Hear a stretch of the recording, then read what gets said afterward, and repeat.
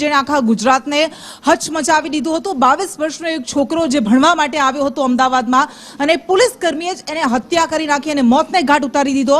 અનુપર હવે કાર્યવાહી શરૂ કરાઈ છે। 15 દિવસના રિમાન્ડ માંગ્યા હતા, 25 તારીખ સુધીના રિમાન્ડ મંજૂર કરાયા છે, પણ ઘણા બધા સવાલો છે। બિલકુલ, સવાલો ઘણા બધા છે। સવાલ સૌથી પહેલો એ છે કે શું ખરેખર પોલીસ આમાં ઈમાનદારીથી કામ કરશે કે કેમ? કારણ કે ગઈકાલે જે ક્રાઇમ બ્રાન્ચે પ્રેસ કોન્ફરન્સ કરી હતી એ જવાબો જે આપવામાં આવ્યા હતા એ જવાબો જ ઘણા બધા સવાલો ઉઠાવીને ગયા છે। ત્યારે હવે 10 દિવસના રિમાન્ડ તો કોર્ટે આપ્યા છે। 14 દિવસના રિમાન્ડની માંગ કર્યા પછી હવે 10 દિવસના રિમાન્ડની અંદર એક વાત તેની પાસેથી પૂછવામાં આવશે।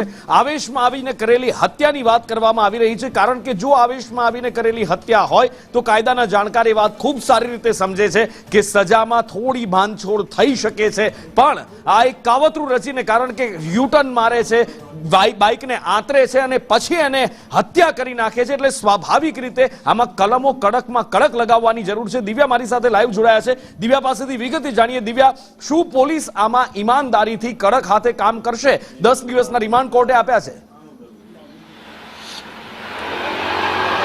જરૂર નુપુર, આમાં સવાલ હંમેશા એ થાય કારણ કે પોલીસ કર્મી હોવાનો દુરુપયોગ કરીને તેને સત્તાની શાણમાં પોતાનું ભાન ભૂલ્યો અને ગાડી કેમ ફાસ્ટ ચલાવે છે તેવું કહેનારા એક વિદ્યાર્થીને છરી મારીને તેને એકનો એક માતા પિતાનો જે દીકરો હતો તેને રહેસી નાખ્યો હતો અને નાસ્તો ફરતો હતો। સાથે જ આજે રિમાન્ડની પ્રક્રિયામાં પણ કેટલાક કારણો છે, તે કારણોને આધારે 14 દિવસના રિમાન્ડની પોલીસે માંગ તો કરી હતી, જો કે કોર્ટે 25 નવેમ્બર સુધીના રિમાન્ડ આપ્યા છે। હવે આ રિમાન્ડ દરમિયાન અનેક ખુલાસા થાય તેવી પણ સંભાવનાઓ છે, તે જોવા એટલા માટે મળી રહી છે કે આરોપી પંજાબ સુધી ભાગી ગયો હતો, પંજાબમાં કોના સંપર્કમાં હતો અને પહેલેથી જ વિકૃત દિમાગનો હોવાનું કોર્ટે પણ આ બાબતને લઈને નોંધ લીધી છે। ત્યારે પોલીસ હવે તપાસમાં કેવા પ્રકારના વધુ ખુલાસા રિમાન્ડ દરમિયાન કરી શકે છે તે મહત્વની બાબત બની રહેશે, કારણ કે પોલીસ તપાસમાં ગણતરીના કલાકોમાં પોલીસે તો તેની ધરપકડ કરી લીધી, પરંતુ પોલીસના જે સવાલો હતા, જે જવાબ હતા, પરંતુ તે પણ સવાલો ઉભા કરે તેવા હતા। હવે રિમાન્ડ દરમિયાન રિમાન્ડ પૂર્ણ થશે ત્યારે પોલીસે કઈ દિશામાં તપાસ હાથ ધરી, આરોપી પાસેથી કયા પ્રકારના ખુલાસા કર્યા તે મહત્વની બાબતો બની રહેશે। જી,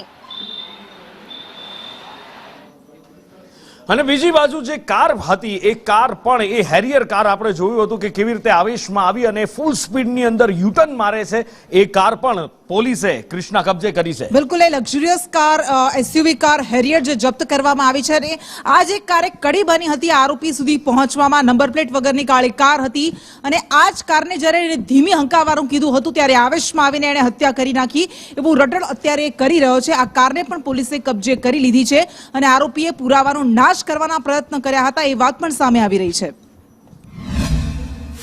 બોપલ ખાતે જે પ્રિયાંશુ કરીને જે સ્ટુડન્ટના મર્ડરની ઘટના છે એમાં બ્લેક કલરની ટાટા હેરિયર વિશેની વિગતો જણાવવામાં આવેલી જ છે અને એ પ્રાથમિક પૂછપરછમાં વિશાલ પરમાર નામનો જેનો શાળો છે એના નામ પર હોવાનું જાણવા મળેલું છે। Still it's a second purchaser, so first purchaser બીજા કોઈ પાસેથી એમણે ખરીદી છે અને હાલમાં એ વ્હીકલ વપરાયેલાની એની પણ એ જે વ્હીકલ વપરાયું એની પણ વધુ વિગતો ચકાસવાની ચાલુ છે। બ્લેક કલરની ટાટા હેરિયર છે અને